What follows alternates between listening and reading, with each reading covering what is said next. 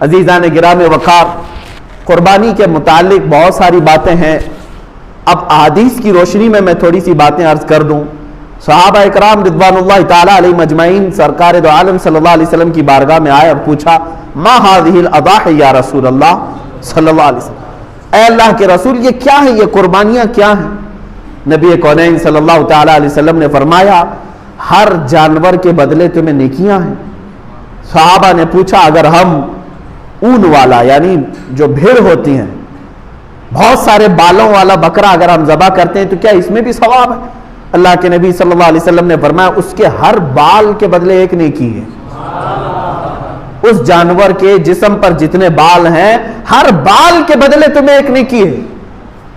خود اپنی صاحبزادی سیدہ کائنات فاطمہ الزہرا رضی اللہ تعالی عنہا کو حضور اکرم صلی اللہ علیہ وسلم فرماتے ہیں اے فاطمہ اٹھو اپنی قربانی کی جگہ پر آؤ.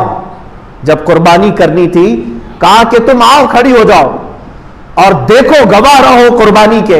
انہوں نے پوچھا کہ کیوں یا رسول اللہ صلی اللہ علیہ وسلم؟ حضور اکرم صلی اللہ علیہ وسلم نے فرمایا قربانی کے جانور کا خون کا قطرہ زمین پر گرنے سے پہلے مولا سابقہ گناہوں کو معاف کرتا ہے، تمہارے گناہ معاف کر دیے جاتے ہیں. تو حضرت فاطمہ نے یہ بھی پوچھا یا رسول اللہ صلی اللہ علیہ وسلم یہ صرف اہل بیت کے لیے ہے یا سارے مسلمانوں کے لیے؟ رسول کریم صلی اللہ علیہ وسلم نے فرمایا فاطمہ میرے گھر والوں کے لیے خاص ہے اور تمام مومنین کے لیے عام ہے، سب کے لیے ثواب ہے کہ تم اپنے جانور کو ذبح کر رہے ہو تو پھر اس کے خون کے قطرے زمین پر گرنے سے پہلے تمہارے سابقہ گناہ بخش دیے جاتے ہیں. اب قرآن کی آیت کی طرف بھی اگر آپ آؤ 17ویں پارے میں سورۃ الحج میں اللہ تعالیٰ فرماتا ہے لَن يَنَالَ اللَّهَ لُحُومُهَا وَلَا دِمَاؤُهَا، تمہارا گوشت اور تمہارا خون اللہ تک نہیں پہنچتا ہے، یہ گوشت اور خون نہیں پہنچ رہا ہے وَلَٰكِن يَنَالُهُ التَّقْوَىٰ مِنْكُمْ، بلکہ اس کے ذبح کرنے کے وقت جو تمہارے دلوں کی نیت ہے وہ اللہ کو معلوم ہے، اسی پر تمہیں اجر و ثواب ہے. تم کس لیے کاٹ رہے ہو؟ گوشت کھانے کے لیے کاٹ رہے ہو یا اللہ کا تقرب حاصل کرنے کے لیے، اللہ کا قرب حاصل کرنے کے لیے؟ آپ سوچتے ہوں گے ایک جانور کو ذبح کر کے اللہ کا قرب کیسے حاصل ہوتا ہے، کیسے اس کے قریب ہوتا ہے آدمی ایک جانور کو کاٹنے؟ میرے عزیزو یہ بھی میرے رب کا احسان ہے. کیا ہے جانتے ہیں؟ در حقیقت قربانی تو اپنی جان کی ہونی چاہیے تھی. اللہ تبارک و تعالیٰ چاہتا تو تم سے یہ فرماتا جیسے حضرت ابراہیم علیہ السلام سے مانگا اس نے. اللہ تبارک و تعالیٰ نے فرمایا کہ اے ابراہیم اپنے بیٹے کو ذبح کرو. حکم تو یہ ہو سکتا تھا کہ اے امت مصطفیٰ کے مسلمانوں تم اتنے سال جیو 25 سال کی عمر ہو جائے تو آؤ اپنی گردن دے دو، 40 سال کی عمر ہو گئی ہے تو آؤ قربان گاہ میں اپنے آپ کو کٹوا دو.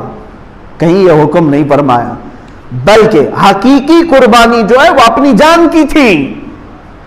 اللہ تبارک و تعالیٰ نے جیسے اپنے نبی کے لیے دمبا بھیجا جنت سے، وہ تو صرف ان کا امتحان تھا، اسماعیل علیہ السلام کو کاٹا تو نہیں گیا، ان کے بدلے میں بکرا کاٹا گیا. تو رب تبارک و تعالیٰ نے فرمایا اب امت مصطفیٰ کے لیے بھی بلکہ تمام مومنین کے لیے بھی یہی حکم ہوگا کہ تم کاٹو گے اپنی طرف سے کوئی بکرا یا جانور، لیکن مولا تعالیٰ کی طرف سے تمہاری خود کی قربانی سمجھی جائے گی، تم نے خود قربان کیا ہے. اور یہ تصور کب آتا ہے جانتے ہیں آپ؟ قربانی کا جو اصل مفہوم ہے ظاہر سی بات ہے اب کے زمانے میں یہ تھوڑا سا مشکل ہے. جیسے ہم حصوں والی قربانی لیتے ہیں، ہمارا بیل کہاں کٹا ہم کو پتہ ہی نہیں چلتا ہے. اصل جو قربانی ہوتی تھی وہ ہمارے اپنے پالے ہوئے جانوروں کی ہوتی، یا ذبح کرنے سے چند دن پہلے لائے جاتے تھے. اور اس کے آداب میں یہی ہے کہ اگر تم قربانی کا کوئی جانور لائے ہو تو اسے اچھا کھلاؤ پلاؤ اور اس کو سجا کر کے رکھو، اس سے محبت کرو. حتیٰ کہ بہت سارے ایسے بزرگ ہیں جنہوں نے یہ بھی فرمایا کہ اسے نہلاؤ دھلاؤ، تمام جانوروں سے اسے الگ کچھ نشانی ڈال کر کے رکھو. اور پہلے کے دور میں ہار پہنائے جاتے تھے ان جانوروں، ان کو الگ رکھا جاتا تھا اور سارے لوگ جانتے تھے کہ یہ قربانی کا جانور ہے. ہار پہنا کر کے انہیں الگ رکھا جاتا تھا. اسی سے قلادہ ہے، جیسے عرب میں بھی حج کے لیے جب صحابہ آتے تھے تو ہار پہنا کر کے جانوروں کو قربان گاہ لاتے تھے مینا میں. ان جانوروں کے ساتھ یہ سلوک کیوں کرایا گیا؟ انہیں صبح شام دوپہر ان کے کھانے پانی کو دیکھو، ان کے اوپر تم ہاتھ پھیراؤ۔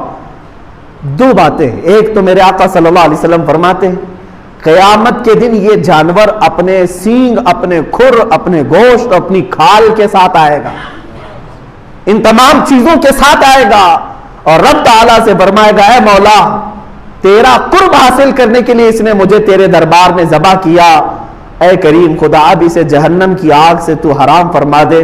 مولا اس جانور کی اس بات پر تم پر سے جہنم کی دوزخ کی آگ کو حرام فرما دیتا ہے۔ یہ بھی حدیث پاک میں ہے کہ یہ جانور تمہاری سفارش کے لیے آئے گا، پہلا یہ۔ دوسری بات یہ ہے کہ جب تم پالتے ہو، اسے پانی پلایا، اسے کھانا کھلایا، اسے سجایا، اسے ہار پہنایا، اور ظاہر سی بات ہے جب کسی سے محبت ہوتی ہے تو اس پر چھری چلانا معمولی بات نہیں ہے۔ اب یہی چیز دیکھی جاتی ہے ذی الحجہ کی 10ویں کو یا 11ویں کو یا 12ویں کو اپنے ہاتھ سے کھلائے ہوئے جانور کو، اپنے ہاتھ سے پلائے ہوئے جانور کو، اپنے ہاتھ سے اسے پھول پہنائے تھے، نہلائے دھلائے تھے، جب چھری چلا رہے ہو تو در حقیقت تم اپنی خواہشات پر چھری پھرا رہے ہو، اور یہی رب تعالیٰ کی بارگاہ میں قبول ہے کہ تمہارا تقوی دیکھا جائے گا۔ اللہ قرآن میں فرماتا ہے لن تنالوا البر حتى تنفقوا مما تحبون، اس وقت تک تم بڑی کامیابی نہیں حاصل کر سکتے جب تک اپنی محبوب چیز کو اللہ کی بارگاہ میں قربان نہیں کرتے، اپنی پسندیدہ چیز کو جب تک قربان نہیں کرتے۔ اسی لیے جانوروں کے ساتھ انسیت ہونا چاہیے۔ آج کے حالات میں یہ سب کے اوپر پابندی نہیں کہہ رہا ہوں، لاگو نہیں کر رہا ہوں، میں تو اس کی حکمتیں بتا رہا ہوں۔ جس کے لیے ممکن ہے وہ کرے، اور جس کے لیے ممکن نہیں ہے ظاہر سی بات ہے وہ دور دراز میں بھی قربانیاں کرتے ہیں، وہ جائز ہے۔ مثال کے طور پر یہاں بیٹھ کر کے اگر کوئی مکہ مکرمہ میں قربانی کا اپنے کسی وکیل کو بنایا ہے، وہاں اگر اس نے قربانی کیا تو تمہاری قربانی ہو جائے گی۔ آپ امریکہ میں کریں، انگلینڈ میں کریں، پوری دنیا کی کسی بھی میدان میں کریں، ان دنوں میں اگر قربانی کیا آپ کی جانب سے تو قربانی ہو جاتی ہے، لیکن جو حکمتیں ہیں وہ اپنے پالے ہوئے جانور کے ساتھ اس کی زیادہ ہے، کیونکہ اس وقت آپ کی خواہشات کو آپ ذبح کر رہے ہیں۔